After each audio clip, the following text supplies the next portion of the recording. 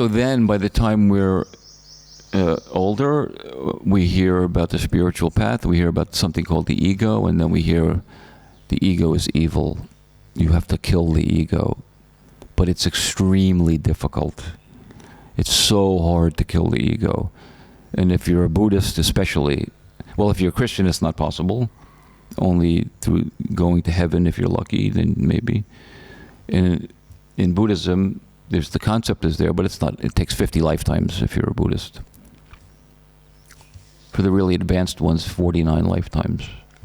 But it's very, very, very difficult to kill the ego, isn't it?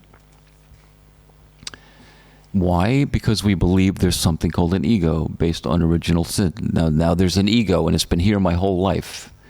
This ego's been here my whole life. Well, has it? I say no.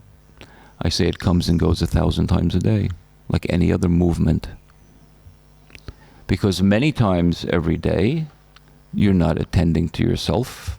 There's nothing, maybe just sitting there, being, or something else. There isn't a birth of self happening. So I say there wasn't just one birth of self when you were 3 months old or whatever. There are constant births of self. From that first birth, that's why I call it original sin. It's the first of millions of sin that happens to the human being throughout the course of a lifetime. Well, that's good news. Why? Because that means there is no ego that has to be killed. There is no ego.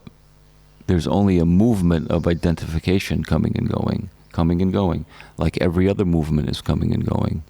Identified, not identified. Identified, not identified. Born, unborn. Born, unborn. What a holiday is unborn.